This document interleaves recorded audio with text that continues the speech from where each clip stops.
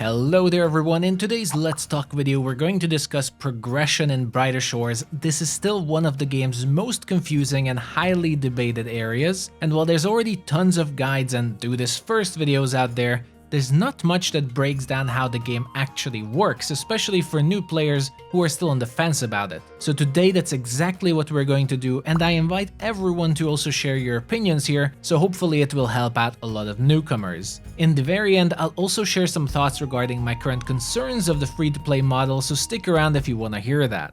The very first thing I want to mention and get it out of the way is combat progression and gearing, as a lot of you are frustrated about having to prepare different sets of gear for each episode. Whether that's a good thing or bad is a different topic, but once you reach episode 3 you unlock weapon crafting for each of the classes, and you'll be able to craft the weapons of your choice for any episode or combat level, as long as your crafting is high level enough. This is important because you can not only craft a new weapon for yourself, but you can also, for instance, choose to craft purple weapon for combat level 0, and since all crafted equipment is unattuned, you can store this level 0 item for, let's say, episode 4 or 5 in the future, quickly find the attunement obelisk as the first thing you do, and bam, you can start the new episode with high quality gear right away. So all I mean to say here is that episode 1 and 2 seem to be an extremely long tutorial sequence that probably should be improved, but once you reach episode 3 you can pretty much perfectly prepare for any future episode and negate a large part of the frustration that comes with having to recollect your gear or struggle at the beginning of new episodes. Armor crafting is not in the game yet, same as combat skills, and once those are added, I very much expect the whole multiple combat profession issue to just fade away so we can finally see what the original vision of the devs is about episodes. Now for professions. As you start Brighter Shores, the tutorial part is pretty darn lengthy, and I think it really ends around episode 3, but who really knows. And the bummer is that episode 2 seems to be a line where a lot of newer players give up due to how the professions are introduced there. As you first start fishing and cooking, I dare say they are fairly fun. But once you start with gathering, woodcutter and carpentry in episode 2, you start to wonder why there isn't any interaction with your previous professions. I can say this definitely gets much better, but unfortunately, looks like cooking or fishing still remains guilty of this later. The part I wish Brighter Shores would tell much more to newer players is that professions eventually have advanced recipes you unlock that connect the multiple episodes of the game and create a gameplay loop of going back and forth that really showcases the design of the game and, in my opinion, reassures you that your time is not wasted with anything. Alchemy is the first profession you will notice that requires ingredients from various episodes, already even in episode 2, and that will feel good having to go back and craft useful potions like increased experience. But once you reach episode 3, that's where things really start to make sense regarding the progression of Brighter Shores, as you unlock the 3 weapon crafting professions, which require ingredients from other professions like boneworking needs bones from episode 2, or stonemason requiring lots of handles for weapons that require carpentry. And this way 2 episodes worth of professions are already interconnected in both value and replayability. Another very interesting feature that only unlocks in episode 3 from what I noticed is that monsters finally start to drop materials and ingredients here. In episode 1 or 2, combat professions seem like just a means to do the story quest or farm your gear. It's like an arbitrary obstacle or waste of time. But in episode 3, monsters finally start to drop valuable ingredients that you require once again in alchemy back in episode 1. I do want to stress this part, as without skills right now, combat isn't rewarding, and I have very high hopes for once skills get introduced to the game, but having to farm monsters for ingredients, even if it's just for alchemy at the moment, is a massive improvement to the game flow, and I do expect that as we move forward with Brighter Shores, this is exactly the kind of connection we'll experience for future crafting and all the monsters. Even from episode 1 or 2, monsters might drop materials that we will need in episode 5 or 6 once we unlock the teased armor crafting or the interesting other professions. So this way progression will truly not feel that disconnected when you switch between episodes, like the game would let you believe the first time you enter Hope Forest.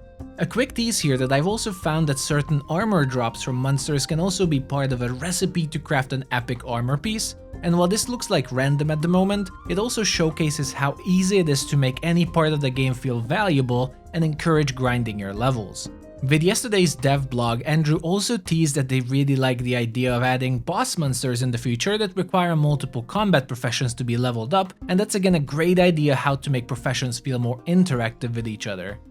All in all, this is how I see what the potential short-term endgame is going to be for the game. We'll slowly start to unlock all the currently vital professions that will drive the player forward, and the rest of the game will be connected to it in different ways, from needing ingredients for them, or having to craft potions to stay alive against tough enemies, and so on and so forth, each of them requiring higher and higher levels in other professions in order to continue. As I said at the start, currently professions like cooking or fishing still seem to be only money makers, which is a bummer. I would really love to have longer duration food buffs that last for 10 minutes or 20 with various effects like increased health or increased damage, while keeping potions to be the short-term boosters for different encounters. I'm also very excited how the story will continue and how the different future episodes will look like, as a lot of the professions we unlocked already, but definitely the weapon crafting at least, looks like something that will remain forever important, so it raises the question what new professions will be introduced in the future, or how they're going to interact with everything we do.